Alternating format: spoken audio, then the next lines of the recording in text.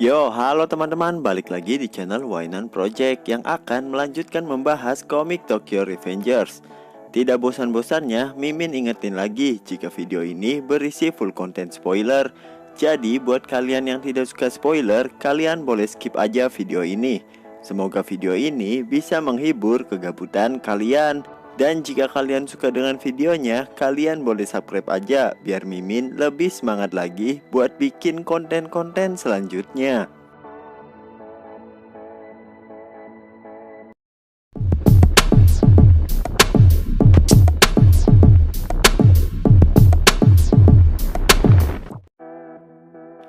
Melanjutkan dari part sebelumnya, di mana Mike yang ingin bunuh diri diselamatkan oleh Takemichi. Saat Mike berteriak, "Tolong bantu aku Takemichi," seketika itu juga tiba-tiba Takemichi kembali ke 10 tahun yang lalu. Oke, pada part ini akan menceritakan tentang masa lalu Hanma dan juga menceritakan tentang masa lalu Sanzu dan Yasuhiro Muto. Diawali pada tahun 2005. Terlihat beberapa orang sedang melihat seseorang dengan perawakan yang kurus dan tinggi sedang menghajar 10 orang dengan sangat brutal sendirian. Dengan tato dosa dan hukuman di kedua tangannya, orang itu dikenal dengan julukan Malaikat Maut dari Kabukicho yang bernama Hanma Suji. Saat itu, Hanma merasa sangat bosan dengan kehidupan yang selalu dia jalani. Tak lama, Osanai mendatangi Hanma dan mengajaknya untuk bertemu seseorang, yaitu Kisaki Teta. Saat sudah bertemu, secara terang-terangan Kisaki meminta agar Hanma menjadi salah satu bidak catur dalam rencananya.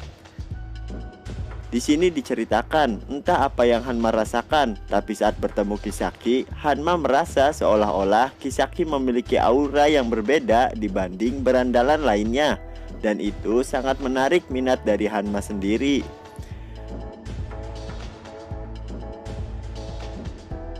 Kemudian Kisaki mulai menghasut Kiyomasa agar dirinya mau membunuh Draken, karena memang Kiyomasa memiliki dendam kepada Draken.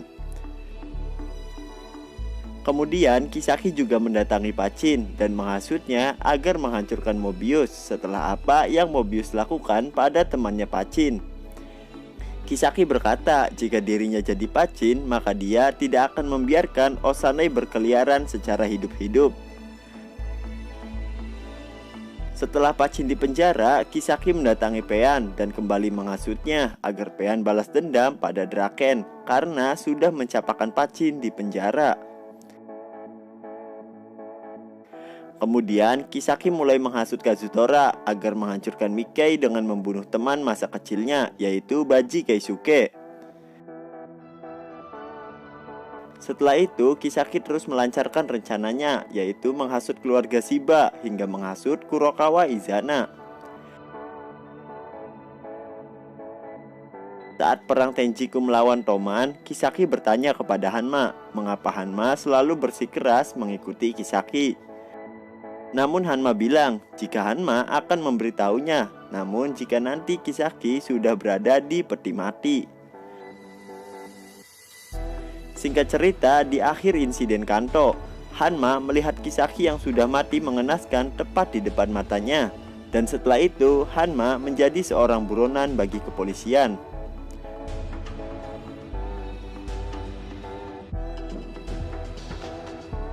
Juni 2008.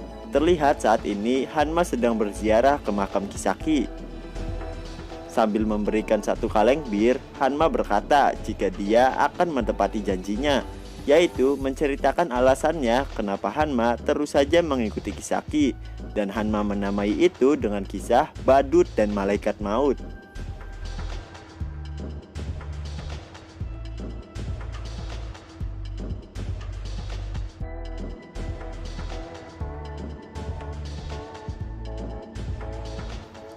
Chapter selanjutnya akan membahas mengenai masa lalu Sanzu dan Yasuhiro Muto. Di Diawali dengan diperlihatkan Muto yang pelontos seperti Saitama yang baru saja diangkat Mickey menjadi kapten skuad divisi 5, dan Muto bersumpah akan selalu setia pada Mickey.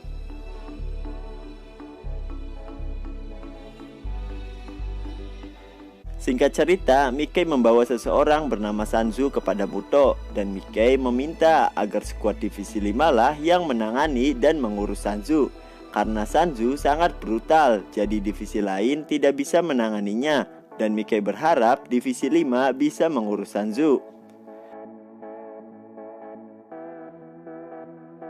Sesuai harapan, divisi 5 ternyata bisa menangani kebrutalan Sanzu karena Muto yang sangat keras dalam menanganinya. Kemudian divisi 5 mulai mendapatkan tugas khusus dari Mickey, yaitu untuk mencari tahu jika ada orang yang berkhianat di dalam Toman. Singkat cerita lagi, terlihat Muto dan Sanzu yang sedang bermain shogi. Di sana Muto bilang jika dia sedikit curiga terhadap Baji Keisuke karena Baji tidak pernah mendengarkan perkataan Mickey, dan sepertinya Baji ingin bermain-main di belakang Mickey. Saat bermain shogi, Sanzu menggunakan formasi bertahan untuk melindungi rajanya. Muto bertanya, kenapa kau selalu menggunakan formasi bertahan setiap kali kau bermain shogi? Dan Sanzu menjawab jika melindungi raja adalah prioritas utamanya. Namun Muto berkata, melindungi raja memang merupakan prioritas, tapi kau juga harus melindungi dirimu sendiri. Kemudian Muto memberikan sebuah masker kain untuk Sanzu, agar Sanzu bisa menutupi bekas luka di mulutnya. Dan pemberian itu sangat membuat Sanzu senang. Semenjak saat itu, Muto dan Sanzu semakin dekat, bahkan mereka sudah menganggap jika mereka berdua adalah saudara satu sama lain.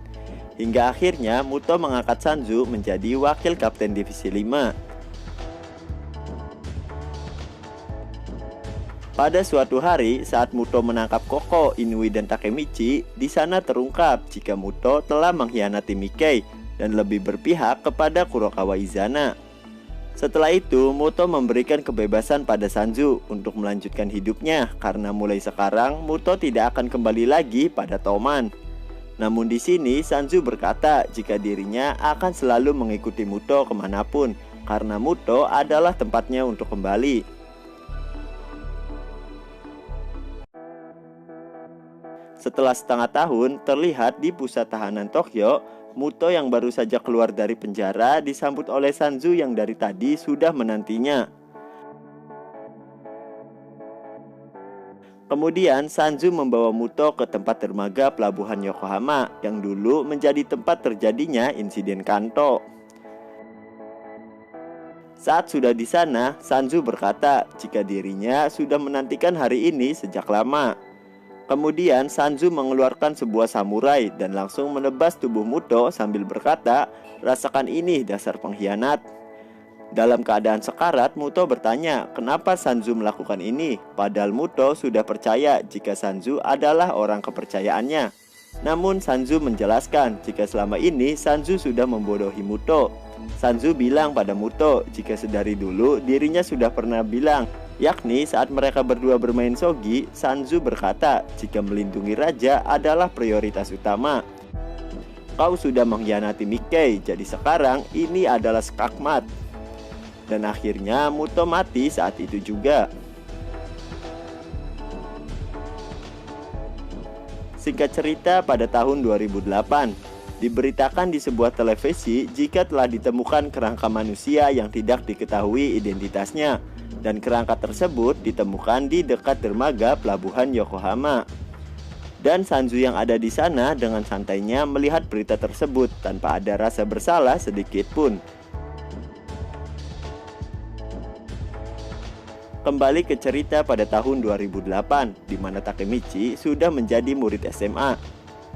Sambil berlari menuju sekolah, Takemichi heran kenapa dirinya melompati waktu bukan di 12 tahun yang lalu, melainkan di 10 tahun yang lalu. Saat sudah sampai di sekolah, Takemichi bertemu dengan teman-temannya dulu, yaitu Mizo Middle Five. Takemichi heran karena penampilan mereka sudah sangat berbeda. Dan tiba-tiba dari belakang, seseorang yang mirip Mawang mengagetkan Takemichi. Takemichi tidak mengetahui siapa orang itu, namun Yamagishi bilang jika dia adalah Hakai Shiba. Mendengar itu, Takemichi benar-benar kaget karena penampilan Hakai kini mirip seperti Mawang. Nuwana inu.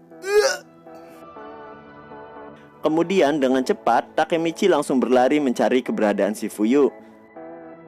Saat sudah bertemu Shifuyu, Takemichi langsung menangis dan bercerita jika dirinya bersalaman dengan Mickey di masa depan.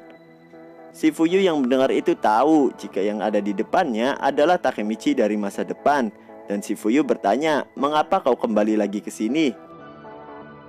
Dan Takemichi berkata jika dirinya juga tidak tahu. Namun yang pasti, sebelum kembali ke sini, Takemichi bersalaman dengan Mickey dan berkata jika dirinya akan menyelamatkan Mickey.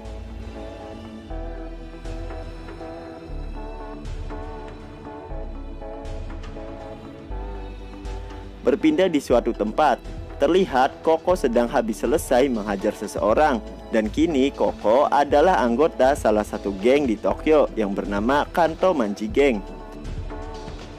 Kemudian di sana juga ada Sanju yang juga anggota dari Kanto Manji Gang. Sanju berkata jika ini adalah pemandangan yang luar biasa karena bos mereka yang luar biasa menghancurkan puluhan orang sendirian. Dan bos mereka yaitu Sano Manjiro atau yang kita kenal dengan sebutan Mickey.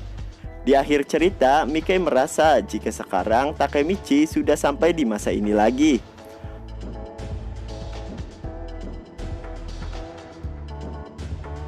Oke teman-teman, akhirnya mulai part berikutnya kita akan membahas final arcs dari manga Tokyo Revengers. Terima kasih buat kalian yang selalu dukung dan mensupport channel ini. Akhir kata, Mimin ucapkan see you next video.